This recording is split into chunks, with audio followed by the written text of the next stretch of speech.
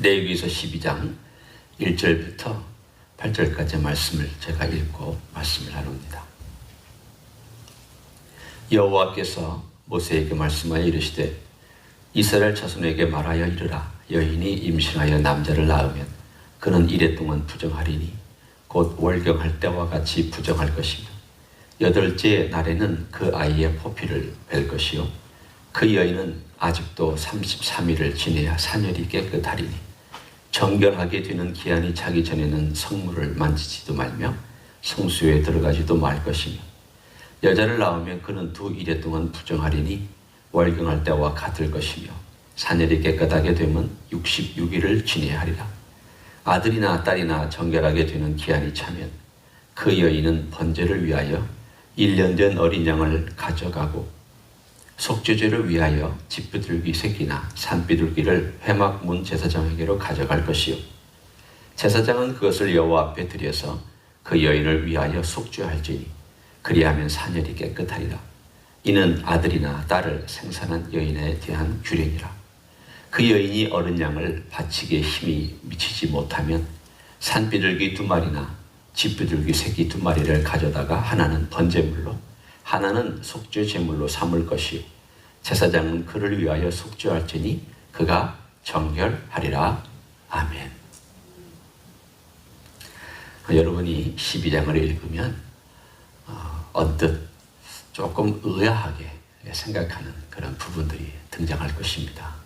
아마 먼저 눈에 띄는 것은 왜 남자아이를 낳으면 1회 동안 부정하고 또 거기다가 33일을 더해서 40일 동안 기간이 아직은 하나님을 섬기며 나올 수 없는 그런 기간으로 정해놨고 여자의 경우는 2일에 14일을 부정하다 하고 거기다가 66일을 더해서 80일 2배를 그렇게 하나님의 성전에도 또 성소에도 나오지 못하며 성물을 만지지도 못하는 제사를 드릴 수도 없는 그런 기한을 정해놨을까라고 아마 여러분은 의아하게 생각하실 겁니다.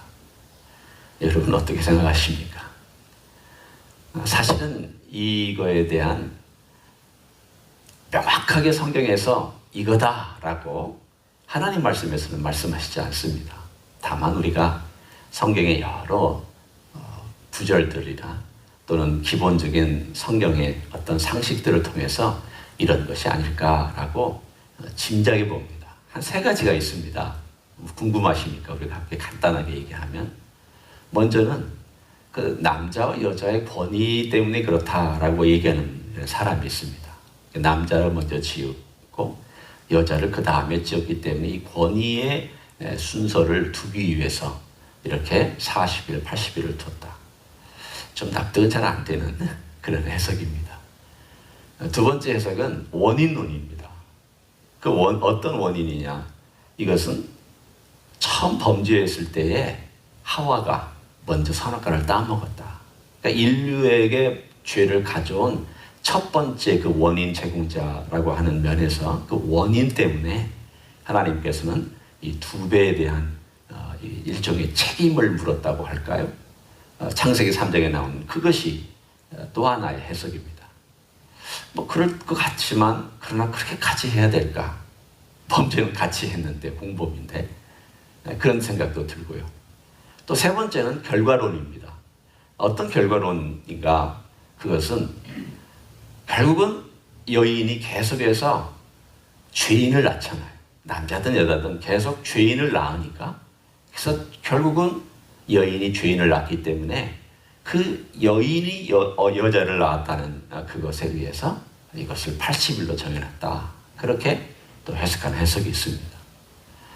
어느 하나 사실은 다 우리의 마음속에 맞다라고 생각하는 그런 것은 없습니다. 어쩌면 부분적으로 맞을 수도 있고요. 어쩌면 또 부분적으로 이 하나하나가 다 맞아서 또 이유일 수 있습니다. 그러나 오늘 본문에 여기에서 나와 있는 것 중에 특별히 그것보다도 더 우리의 눈길을 뜨는 것은 그럼 왜 부정하다라고 그렇게 얘기를 했을까? 왜 부정하다라는 그러한 말을 오늘 본문 가운데 했을까라는 것을 우리가 생각해 볼 필요가 있습니다. 첫째는 신체적인 이유입니다. 신체적인 이유를 우리가 가만히 생각해 보면 꼭 자식을 낳았다는 것이 죄가 아니잖아요. 아니, 이건 기쁜 일이잖아요. 사실은 유대인이나 또는 동양 문화나 또 서양 문화도 마찬가지로 자식을 낳았다는 것은 굉장히 사람들이 즐거워하고 축복해주고 그것 때문에 서로 선물도 주고 교환하고 하는 그런 즐거운 일인데, 아니, 왜 하나님께서는 그 기간을 정해놓고 부정하다라고 그렇게 만들어 놓으셨을까에 대한 그 부분을 우리가 한번 생각해 볼 필요가 있습니다. 첫째는 신체적인 내용이죠. 자식을 낳으면 아무래도 신체적인 어떤 면에서 분비물들이나 상처나 또는 피나 이런 것들이 생기기 때문에 하나님께서 그 여인을 보호하는 차원에서 만드실 수 있습니다. 저는 가만히 생각해 보면 하나님께서 이것을 만드신 모든 내용 가운데 있는 것은 배려의 차원으로, 그래서 하나님께서 그 기간을 정해놓고 몸이 온전히 회복될 때까지 함부로 다니지 말고 또 함부로 예배한다고 나오는 어떤 일들을 하지 말고 집에서 자기 몸이 회복되고 또 건강하게 될 때까지 하나님을 섬기는 면에 있어서 조심하라고 하는 그러한 내용일 수 있습니다. 그래서 그 기간이 부정하다는 것이 꼭 죄하고 상관된 건 아닙니다. 우리는 부정하다 그러면 저거 나쁜 것이다, 악한 것이다 라고 생각하는 경향이 있지만, 그러나 부정하다는 것이 꼭 악하기 때문이 아니라 그것은 하나님과의 관계 회복에 있어서 조심해야 될 것 이라고 하는, 우리는 그런 측면을 생각해 볼 필요가 있습니다. 제가 하나님을 섬길 때 아무렇게나 와서 하나님을 마음대로 섬기는 그런 태도보다, 하나님, 제가 여기 자식을 낳았습니다. 제가 준비가 될 때까지 하나님을 제대로 제가 섬기며 제대로 기도하고 제대로 건강한 몸을 가지고 하나님께 나와서 하나님께 예배 드릴 때까지 제가 자숙하겠습니다. 예를 들면 어떤 사람이 어떤 몸이 아팠을 때에도 그렇게 생각할 수 있고, 오늘 여기서 자식을 낳았을 때에도 신체적인 조건으로서 하나님을 제대로 섬기고 제대로 예배할 때까지 준비하는 기간으로 하나님께서 정해놓으신 기간이다, 그렇게 생각한다면 이것은 꼭 죄하고 관련된 것이 아니라는 것을 알 수가 있습니다. 그러나 우리는 신체적인 면만을 생각할 수는 없습니다. 뭘 생각을 해야 될까요? 한번 우리가 오늘 본문 가운데 약간 이율배반적인 표현이 똑같은데 나오는 표현이 있습니다.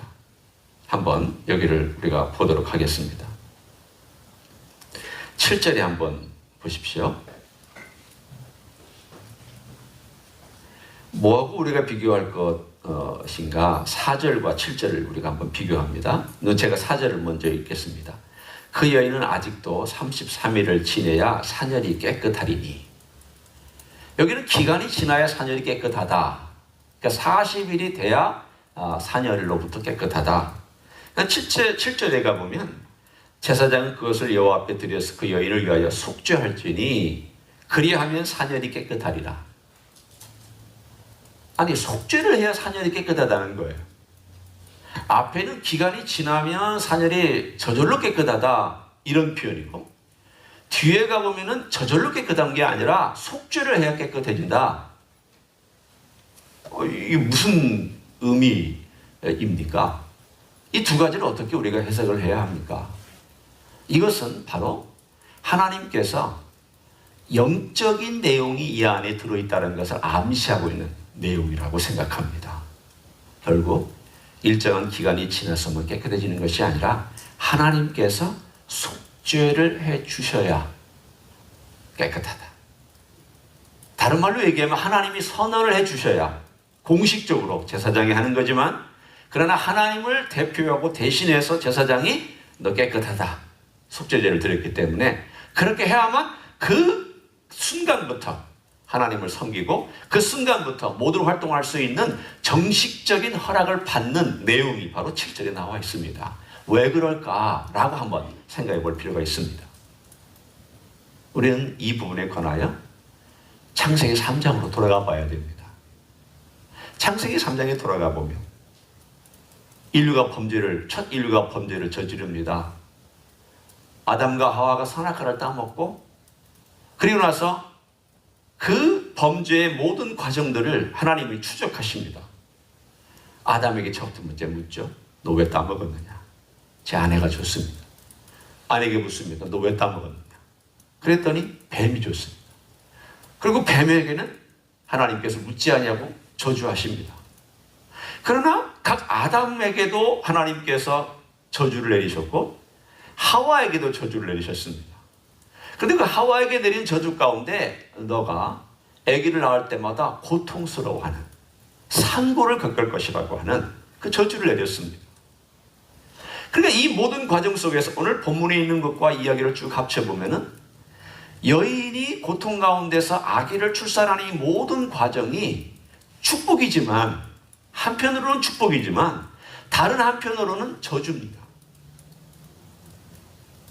그 하나가 죄라는 뜻이 아닙니다. 전반적인 출산의 과정 자체가 저주라는 뜻입니다. 하나님이 우리를 이렇게 인류를 저주하셨구나. 우리의 죄 때문에. 우리 인류의 죄 때문에. 그래서 오염된 세상입니다. 이 세상은 다 오염되어 있습니다. 뱃속에 태어나는데 아이도 오염되어서 태어납니다. 태어나는 순간 오염됩니다. 엄마의 산통을 통하여서 과정에서 태어나는 그 아이도 오염되어 있고 나도 오염됩니다. 그 오염된 과정 속에서 하나님께서 하나님의 눈으로 보시는 겁니다. 인간의 눈으로 우리가 보는 게 아닙니다. 인간의 눈으로야 신체적인 것을 볼 수 있고 혹은 신체적으로 좀 뭐가 묻었다 뭐가 안 묻었다 깨끗하게 닦아내면 된다 안 된다 이런 과정이지만 하나님의 눈으로 볼 때 하나님은 인간이 하나님을 배반하고 하나님 앞에서 범죄하였던 창세기 3장과 이 사건들이 순간순간마다 오버랩되어서 나타날 것입니다. 하나님에게는 그때 창세기 3장의 이야기는 늘 현재입니다. 인간이 범죄한 것, 하나님이 저주받은 것, 인간이 산고를 통하여서 자식을 낳는 것, 이 모든 과정들이 오염되었으며 저주의 과정이었으며 그리고 이것은 계속 예수님께서 이 땅에 오셔서 이 모든 죄를 다 씻어주시기까지 진행되어야 될 일입니다. 우리 주님이 다시 오셔서 이 모든 죄가 다 사라질 때까지는 이것은 주님께서 정해놓은 하나님께서 정해놓은 길입니다. 따라서 이 과정 속에서 제일 중요한 게 뭐냐면 속죄입니다. 너가 이 세상에 태어나는 그 순간과 그리고 아기를 낳는 그 어미 이 모든 과정에는 속죄가 필요하다는 것입니다. 내 용서가 필요하다는 것입니다. 내가 너를 용서하지 아니하면 너 죄인으로 사는 것이다. 너에게 용서가 필요하다는 것이죠. 그래서 근본적인 문제입니다. 내가 죄를 지어서 죄인이 아니라는 뜻입니다. 차라리 그랬으면 좋겠어요. 내가 죄를 지어서 죄인이면 그 죄 하나하나마다 다 잘라내면 되니까. 그 죄를 안 지으면 죄인이 아닐 거 아니에요. 그러나 뿌리가 죄인이면 어떻게 해요? 아무리 가지를 잘라내고 아무리 내가 가지치기를 잘해도 뿌리에서부터 올라오는 또 이 죄의 가지들과 또 이 모든 것들은 마르고 닳도록 죄인입니다. 성경에 어디에 그런 얘기가 있을까요? 있습니다. 여러분이 잘 알고 있는 시편 51편에 그 이야기가 나옵니다. 참 시편 51편은 우리가 이 범죄 현장에서 참 고백할 때 쓰는 눈물의 고백이기도 하고 또 우리의 심금을 울리는 그런 고백이기도 합니다. 다윗이 엄청난 죄를 짓고 난 다음 깨닫고 나서 하나님께 울부짖으면서 한 범죄의 그 내용을 이렇게 고백을 합니다. 4절 내가 주기만 범죄하여 주의 목전에 악을 행하였사오니 주께서 말씀하실 때에 의로우시다 하고 주께서 심판하실 때 순전하시다 하리이다. 내가 죄악 중에서 출생하였으며 어머니가 죄 중에서 나를 잉태하였나이다. 결국 시편의 이 고백 가운데 사건을 통해서 깨달은 하나님의 진리를 기도 가운데 우리에게 전해주고 있는 본질입니다. 내 행위 때문에 내가 범죄한 것이 아니다. 이건 내 본질 속에 있는 거다. 어머니가 나를 잉태한 순간부터 나는 죄인이고, 내가 태어나면서부터 나는 죄인이다. 죄인이기 때문에 이게 하나님의 절대적인 용서 없이는, 하나님 저를 용서해 주십시오, 제가 이런 수준입니다. 그 원인을 얘기하는 것은 도망가려고 하는 거 아닙니다. 그러다 죄인이다 어쩔래, 이게 아닙니다.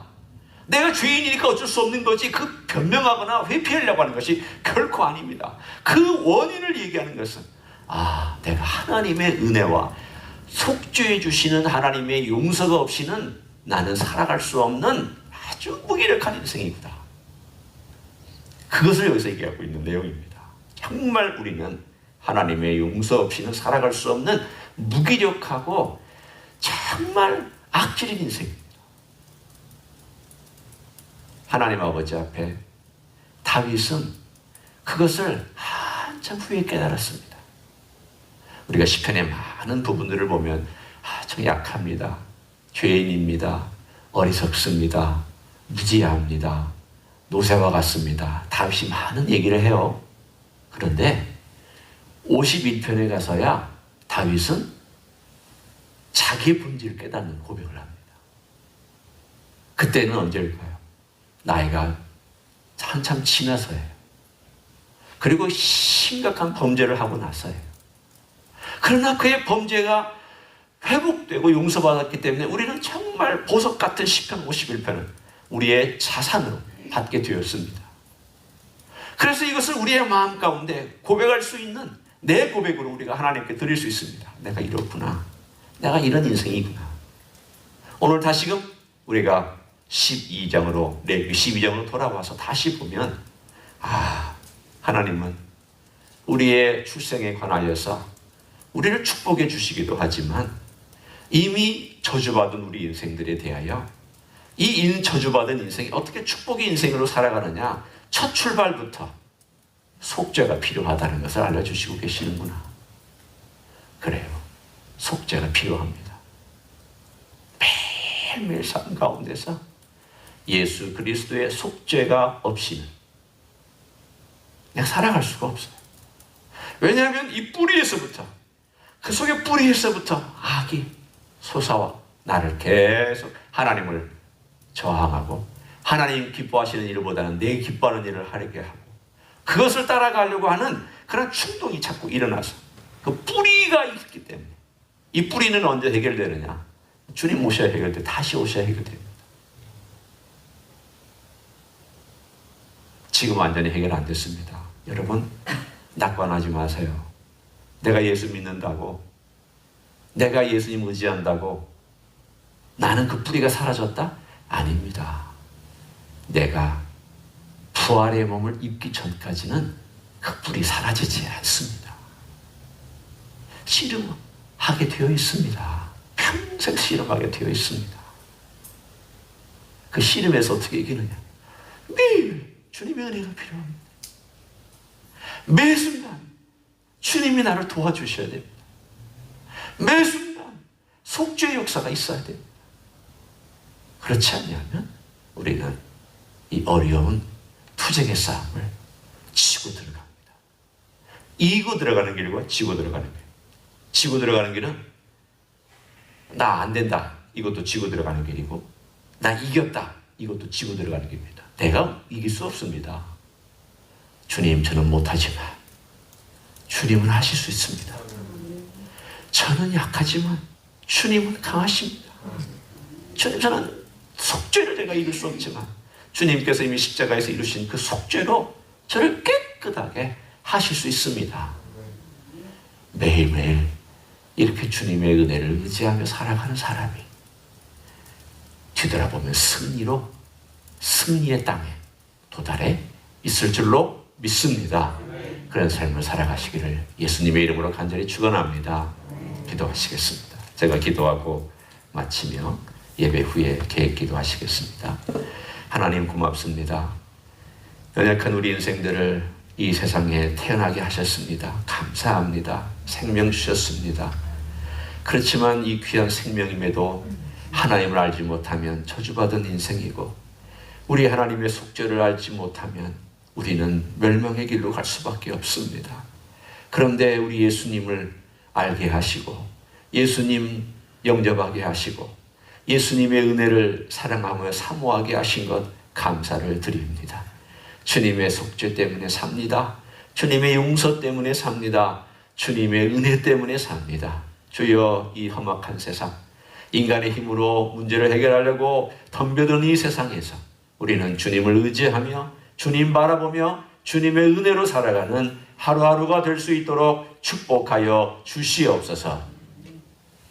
이제는 우리 구주 예수 그리스도의 은혜와 하나님 아버지의 극진하신 사랑과 성령 하나님 교통하심의 역사가 우리 예수님의 은혜만이 전부며, 우리 주님의 속죄해 주심만이 전부며, 우리 주님의 도움만이 전부인 것을 고백하고, 오늘도 주님 앞에 살아가기를 원하는 가정에서 예배드리는 종들 위해와 이 자리에 참여한 종들 위해와 조임제 이스교회 위해와 이민교회들, 광교교회들과 선교사님들 위해 이제로부터 영원히 함께 하실지어다. 아멘.